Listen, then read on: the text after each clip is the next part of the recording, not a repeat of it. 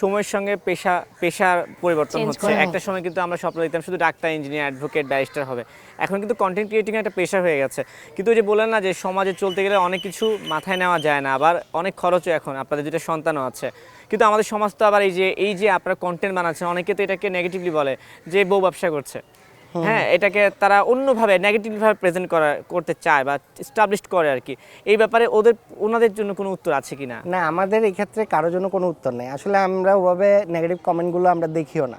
মানে আমি যদি আমার গ্রামের উদাহরণটা দিই, আমরা যখন ছোট ছিলাম আমাদের গ্রামে দেখতাম কি একটা মাত্র পরিবারে, তখন হচ্ছে যে আপনার 80-র শেষে অথবা 90 দশকের শুরুতে একটা মাত্র পরিবারে তারা গার্মেন্টসে জব করতো। তো পুরা গ্রামের লোক বলতো কি এরা গার্মেন্টসে জব করে, এরা মানে গার্মেন্টস পেশাটাকে খুব খারাপ ভাবে দেখা খারাপভাবে শ্রমিক, দেখতো। ছোট চোখে দেখা। আজকে দেখেন বাংলাদেশে সে 1990 দশকের প্রথমার্ধে আর এখনকার আপনি দেখেন, এখন প্রত্যেকটা ইউনিভার্সিটিতে মার্চেন্ডাইজিং এর জন্য কোর্স আছে, ম্যাক্সিমাম ইউনিভার্সিটি, প্রাইভেট টেক্সটাইলের উপরে টেক্সটাইল ইঞ্জিনিয়ারিং আছে। এখন দেখেন এটা একটা শিল্প হিসেবে দাঁড়িয়ে গেছে, গার্মেন্টস শিল্প। তো কন্টেন্ট ক্রিয়েশনটা আমি মনে করি কি জানেন, এখানে যে সবাই শুধু নাচ গান এটা করে এটা না।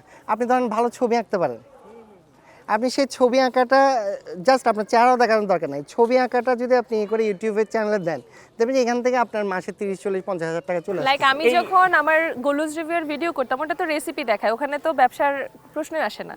আমি যখন বিড়ালকে দেখাচ্ছি সেখানে কিসের ব্যবসা আসতেছে? তো আসলে যারা নেগেটিভ কমেন্টটা করে, এটা আসলে আমার কাজটা নেগেটিভ না, তার মাইন্ডটা নেগেটিভ, তার মেন্টালিটিটা নেগেটিভ। এবং আমার কাছে এটা মনে হয়, যদি একটা ভিডিওতে ধরুন 10 লাখ ভিউ হয়, সেখানে হয়তো বা সর্বোচ্চ 10,000 কমেন্ট আসে, নেগেটিভই আসলো, আর বাকিরা কিন্তু নো কমেন্ট, দ্যাটস মিন তারা পজিটিভ। যারা ভালো বলে আর কি, তারা হয়তো চুপচাপই থাকে। মানে নিজেরা বিনোদন নেয়ার জন্যই ঢুকে এবং নিজেরা বিনোদন নেয়ও, যাওয়ার সময় জাস্ট একটা কমেন্ট পাস করে যায়। এটা অনেকেই বলে হচ্ছে যারা মানসিক বিষণ্ণতায় ভোগে, যাদের সংসারে অশান্তি, অবসাদে ভোগে বা গার্লফ্রেন্ডের সঙ্গে সম্পর্ক মানে সমস্যা চলতেছে, তো ওইখানে কিছু করতে না পেরে গালিটা আপনাদেরকে দিয়ে সে মনটা হালকা করে। এটা হচ্ছে কিন্তু ওয়ান কাইন্ড অফ মানব, সেটা আমরা জনসেবা করছি। তবে আমি যেটা স্টিল বলবো যে আপনি এমন একটা দেশে বাস করেন যেখানে 20 কোটি মানুষের ওদেরকে আপনি বাধা দিতে পারবেন না।